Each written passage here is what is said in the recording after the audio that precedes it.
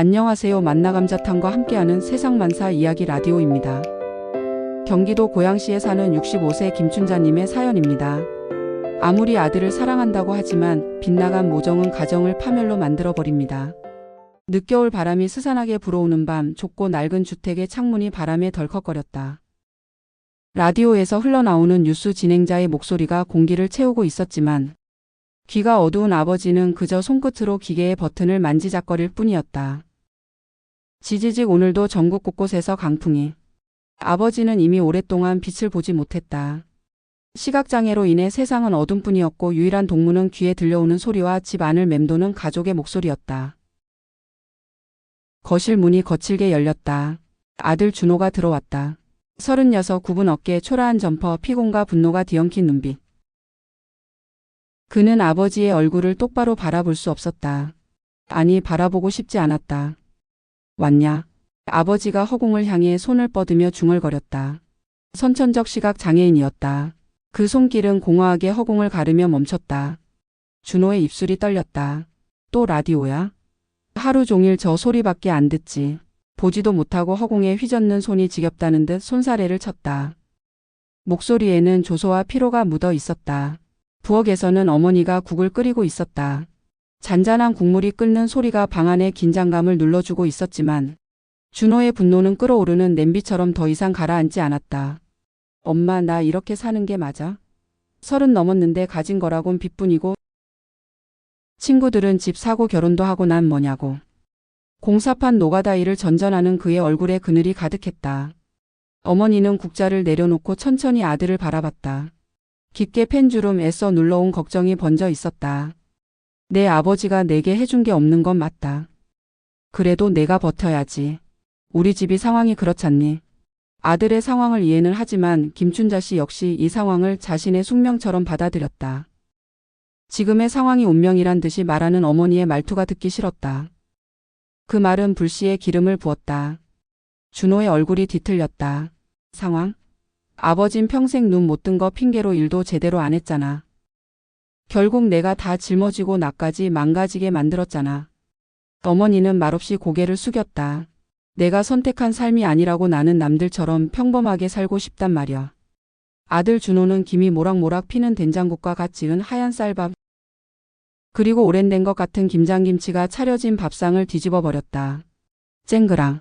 밥그릇은 바닥에 나뒹굴었으며 춘자 씨는 아들의 행패에 지쳤다는 듯이 바닥에 주저앉아 흐느꼈다. 아무것도 보이지 않는 아버지는 춘자 씨의 눈물을 보지 못하고 외마디로 외쳤다. 왜 밥 안 차려와? 배고프다는 듯 연신 말을 걸어보지만 절망에 빠진 듯 그녀는 하염없이 울었고 아들 준호는 답답한 그 공간을 미친 듯이 빠져나갔다. 폭발. 그날 밤 준호는 잠을 이루지 못했다. 이 숨막히는 공간에서 자신이 평생 희생을 할 것을 생각하니 분노가 눈앞을 가렸다. 거실에 홀로 앉아 중얼거리는 아버지의 소리가 귀를 파고들었다. 준호야, 거기 있느냐? 이 밤에 아들을 찾는 아버지의 목소리에 준호의 눈빛이 희번뜩 살기가 느껴졌다. 저녁 밥상을 뒤집어 버리고 나간 준호는 철물점으로 했다. 사장님, 망치 하나 주세요. 망치? 네. 생각에 잠긴 듯 하다가 계산을 하고 철물점을 나섰다. 그렇게 구입한 망치를 신문지에 돌돌 감아 자신의 청바지 뒷주머니에 숨겼다. 어둠 속에서 망치를 움켜쥔 손이 떨렸다. 머릿속에서 끝내라, 끝내라는 속삭임이 맴돌았다. 아까 사디였던 망치를 어깨 위로 들어 아버지의 후두부를 강타했다. 자신이 무슨 짓을 하고 있는지 모른다는 듯이 눈을 질끈 감았다. 순간 철컥 둔탁한 소리가 울렸다. 라디오가 바닥에 떨어져 지직거리는 순간 아버지는 더 이상 소리를 내지 않았다.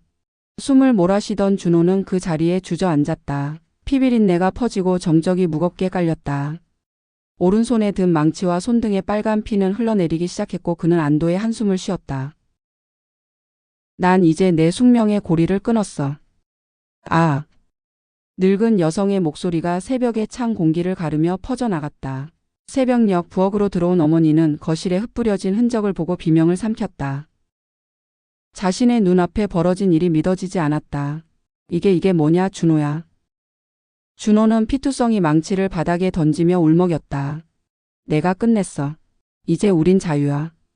아버지한테서 해방이야. 준호는 입꼬리가 올라갔다. 진짜로 해방이라고 생각하는 모양이다. 남편의 얼굴을 부여잡고 흐느끼기 시작했다. 자신이 어떤 행동을 해야 할지 몰랐다. 어머니는 순간 경찰에 달려가야 한다는 생각이 스쳤다. 준호야, 자수하자. 이건 아니야. 엄마, 난 이제 해방이라고, 엄마도 이젠 자유라고, 이젠 말야. 이해가 되지 않는다는 듯 아들 준호의 얼굴을 바라보았다. 이건 범죄다. 아니야 엄마, 이건 행복이야, 우린. 준호의 행복하다는 듯한 미소에 춘자 씨는 아들이 미쳤다는 생각이 들었다. 너 미친 거지. 아니, 난 해방이라고. 더 이상 아들과 대화를 하는 것이 무의미하단 생각이 들었다. 차디차게 식은 남편의 몸을 끌어안고 하염없이 통곡을 했다. 슬픔도 잠시 알 수 없는 해방감이 들었다. 아들과 둘이 사면 좋겠단 생각이 들 때마다 악마가 속삭이는 것이라 생각을 했다. 하지만 아들의 얼굴, 어린 시절 손잡고 뛰놀던 그 아이의 얼굴이 겹쳐졌다. 시간이 흐르자 어머니는 생각이 정리가 되기 시작했다. 30년 넘게 가장의 노릇을 하던 준호를 망가지게 둘 수 없었다. 나이가 먹을 만큼 먹은 자신이 이 모든 악몽을 감당해야겠다는 생각이 들었다. 내 인생 망치면 안 돼. 엄마가 같이 짊어질게. 땅속의 비밀, 달빛이 흐린 야산. 두 사람은 삽을 움켜쥐고 땅을 팠다. 차갑고 단단한 흙을 파내며 어머니의 손은 피가 배어 나왔다. 내 아버지 불쌍한 사람인데 우리 이러면 안 돼. 준호는 눈빛을 차갑게 굳혔다. 이제 다 끝났어. 그냥 모른 척해. 엄마도. 삽질 소리만이 공기를 갈랐다. 결국 흙더미 속에 시신이 묻혔다. 별빛마저 차갑게 등을 돌린 듯 야산은 다시 고요해졌다. 며칠 후 경찰서. 어머니는 손을 꼭 모은 채 앉아 있었다. 남편이 섬으로 여행 간다고 나갔는데 그 뒤로 연락이 안 돼요. 경찰의 눈빛은 차갑게 빛났다. 배표 기록도 없고 휴대폰도 꺼져 있는데요. 확실합니까? 내 남편은 가끔 그런 식으로.